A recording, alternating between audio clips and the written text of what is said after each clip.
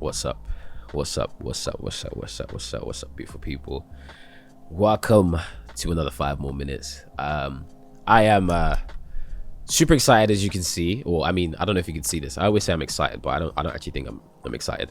But obviously, I'm in a different space. Took a weekend away. I'm in London. Yeah, it's a bank holiday today, so we are chilling. If you're obviously, I think everybody should know what bank holiday is.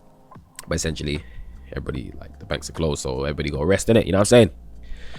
But man, I hope you guys enjoyed last week's episode, because I was really, like, that caught me by surprise. And I think from that last episode, I think it's made me consider maybe what God might be trying to do with this podcast. So, like, if I end up doing a lot of Bible study here and just all those different things, like, forgive me. It's the joy that I'm living, and I just want to share it with you guys.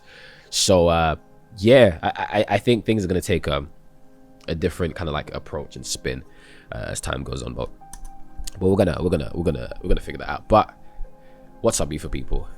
I'm here today to do something a little bit different. Today I'm gonna do a Q&A. I actually spoke to a few of my followers on Instagram, and I decided to say, hey guys, like, listen, I want to do every 4 episodes, I want to do a Q&A, right? And mostly because I want to be able to kind of answer you guys' questions in relation to things you need in life, to directly kind of speak to you, but then also specifically to be able to interact and hopefully answer some questions that might have come up from any other kind of conversations we've had, and essentially give you guys an extra 5 more minutes, right? But I really want these episodes to be super intentional. So please, if you are listening and you have a question, please email them over to me at josiahhyacinth@gmail.com, or hit me up on Instagram, Mr200m_, or tag me on Twitter at Josiah Hyacinth, and let's get a conversation flowing. Because I'm all for it. I'm truly all for it. But yeah, like yeah.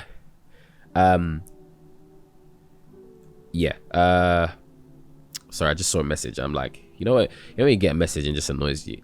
You know what I mean? So that's actually why I kind of paused. But yeah. I'm gonna respond to some of you guys' questions. I guess before I start that though, hope you guys are good. Hope you guys are well. Hope you guys are feeling fresh. Once again, take a moment to appreciate that you're alive. I think that's so beautiful. You're breathing. You might not be the healthiest of healthiest, but man, I think the troughs and the highs of life are indeed what show us that our hearts are beating. And man, be thankful for another day where you can beat, you can fight in this life, and hopefully make a difference wherever you are. I think that's amazing. That's super interesting and so super beautiful. So I hope you guys are feeling good. But yeah, I put this message out on Instagram, and you know, of course, people ask me a bunch of random questions like, do you still do athletics? And yes, I still do athletics. Do I compete? No, I don't. Am I training? For sure.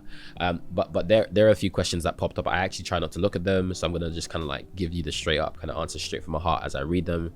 Yeah, we're gonna get into it just like that. Let me take this off. Let me be comfortable. But yeah, let's see. This is from a sister of mine. She asked the question. She goes, what was the moment that changed the trajectory of your life and perspective? I remember this moment very, very clearly. It was January the 2nd. I don't know what year, but it would have been probably about 4 or 5 years ago, January the 2nd, I believe. And this was actually a meeting that I had with my mentor, Mike Omani. And it was super transformative because, like, man, I'd never met somebody who was so busy yet so present, or let's say so productive rather, because busyness in itself isn't really a good thing, and we're going to talk about that in like future episodes. But he was so seemingly in charge of so many different things, and I was like thinking, this is so crazy how somebody could be so present. Like, your phone is down, you're with me, we sat in TGI's for 8 hours, I think, or something, and we just spoke. We were just there for a long time, and we just spoke, and it was just beautiful. And I remember like being the kid that time that was in a hurry after him reaching out to me a couple of times, and I was like, yeah, like, cool, I'll make time. And then eventually made this time, and then we actually ended up sitting in TGI's, and then he eventually ate. And like, it was one of the most profound moments in my life, because I realized that my world was busy but not productive. I was moving, but I wasn't making progress. I was lost in the hustle and bustle of excitement rather than change. I was becoming someone, but I wasn't doing something. And that changed my life. And there was a statement, I've talked about this before, there was a statement he made specifically, and he said, you got to be like a duck on water. Nobody should see you flap, but they should just see you flow. And it was this analogy that really just reordered my whole life. And from that moment, I was thrown into deep self-reflection, and like everything everything I thought I knew was just like I had to unlearn it, right? But this analogy was essentially saying, listen, when you see a duck float by, you don't see any water splash, you don't see any kicks. It just handles everything below it, and on the surface of the water, all we see is this beautiful floating duck, elegance, grace, and he was trying to say, like, you have to live a life that is so expressive of that is so encompassing of that image, to look so graceful in everything you do. Like, let it be that nobody thinks you're too busy to approach them. Nobody thinks, oh my god, he's like, how do opportunities come to you if you're always seemingly like struggling with your arms full? Like, how do things come to you? And that made me, hey Josiah, you got to reimagine and reinvent how your life looks. What do people see on the outside? How graceful do you look? And that was important, and that became a new goal for me to get things together. So that was super exciting. So that was one of, I think, the moments that really changed the trajectory of my life. I started to look at everything differently, and ultimately I ultimately became a better person, and put it like that. So that's that one. Thank you, Queen_Quaps, Adriel. Thank you so much. I think that was probably one of the most profound moments in my life. I have a new one, just about 2 weeks ago from that retreat I keep telling you guys about. But yeah, I'm trying to run more into moments that change the trajectory of my life, not so much like alter them, but just inspire me to either keep pushing forward in that direction, or to remind me to, hey, you might be in the wrong direction. But that was one moment, January the 2nd, probably 4 years ago. My concept of time is rubbish, but I think that was a moment, and there was so much more in that. He became my mentor from that moment, and we ended up having fellowship. We still end up having fellowship all the time, and he speaks so much life into me, and it's amazing what people, mentorship will do to you. So if you don't have a mentor, pray to God about what he wants for you to do, and watch him bring people into your life to transform you. So that's that. Thank you. Next question: what keeps you motivated? I think before I was motivated by a lot of things, right? You know, you want to be someone, you want to do something, you find reasons, you know, wherever people kind of like make you feel special, you kind of like, if you're smart, you can challenge that into like motivation.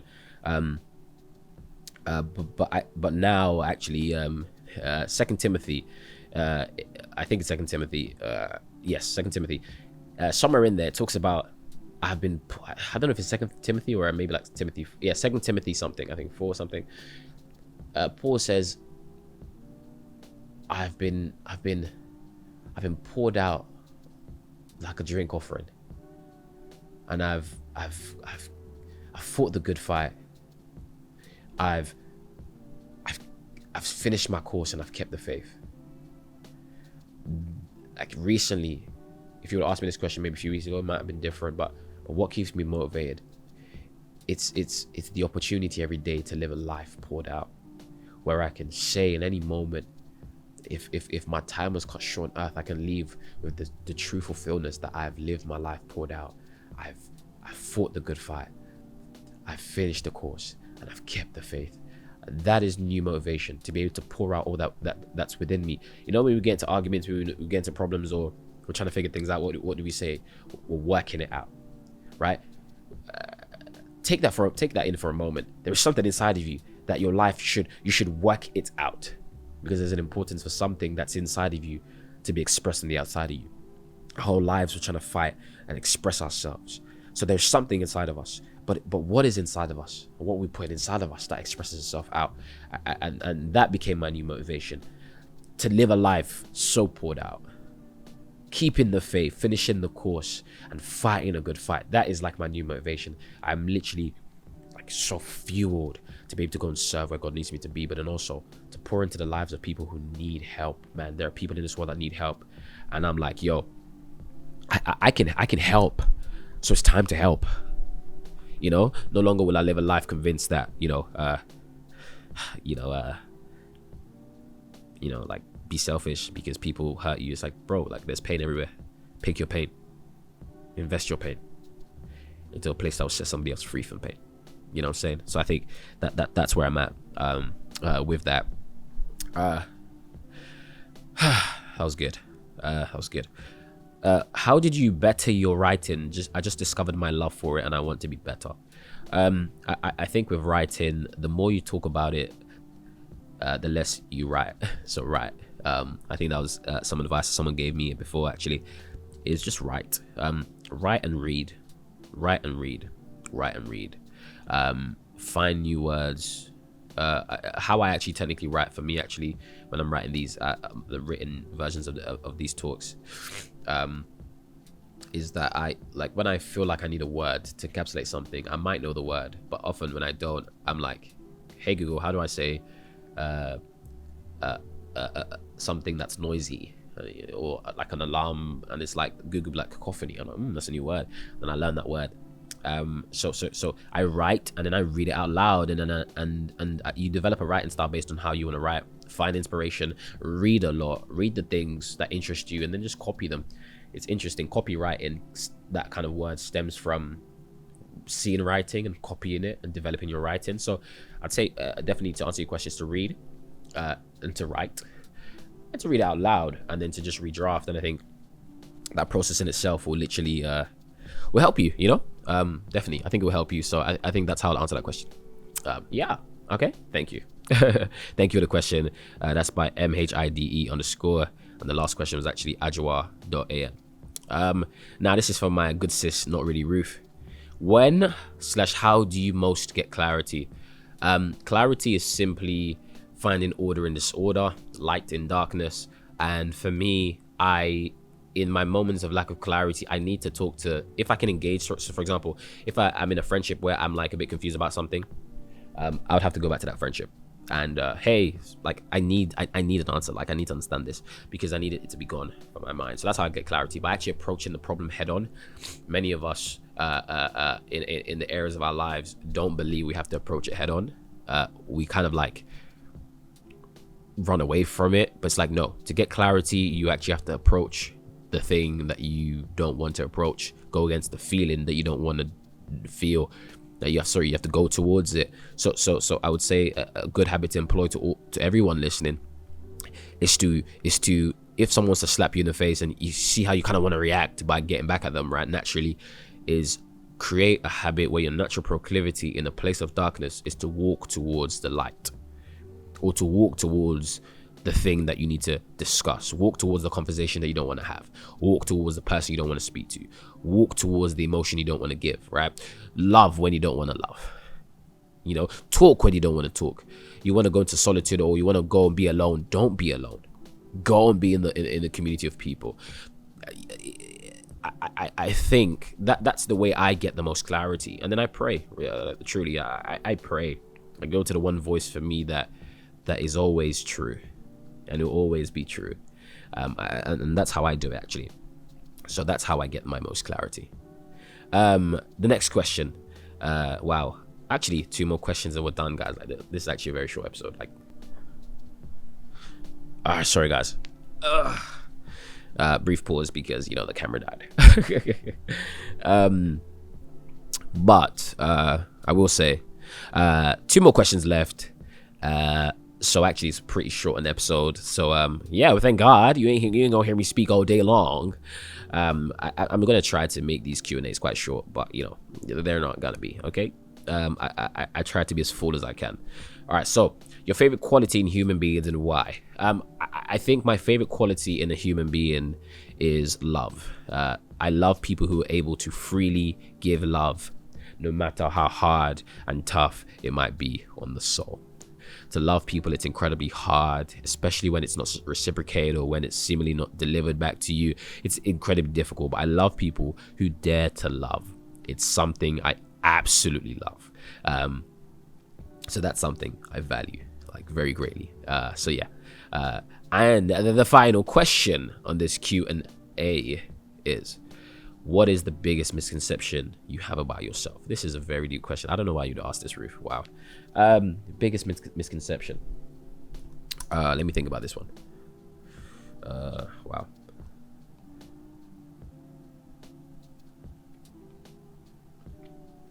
Biggest misconception.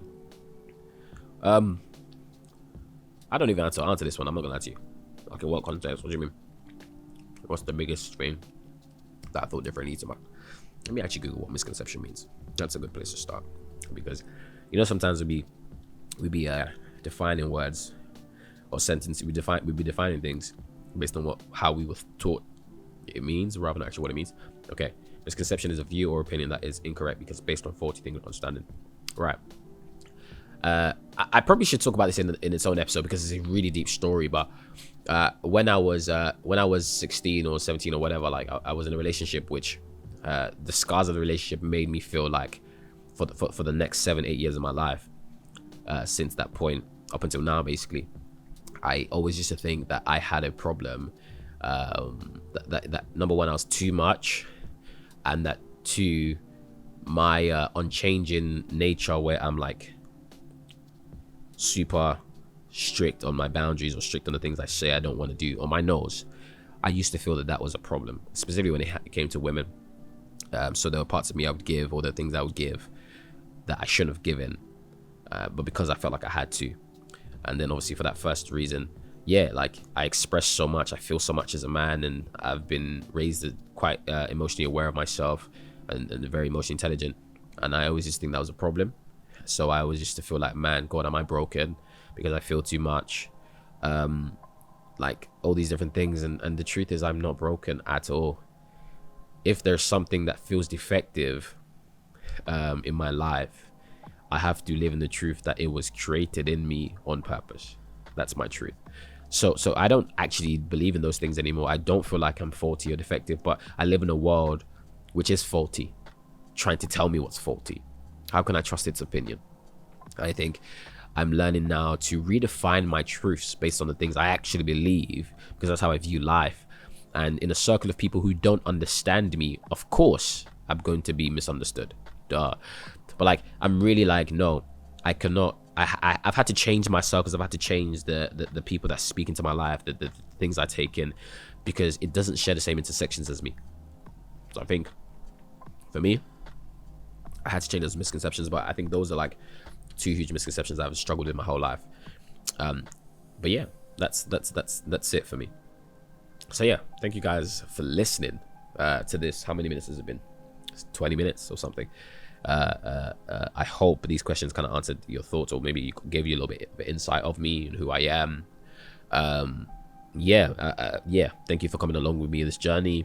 It's been 5 more minutes with your boy Josiah Hyacinth, and I'll see you next week. Have an amazing week, guys, and I just wish you the happiest Sunday, and a good rest of the week. Appreciate you guys. Love and peace and love.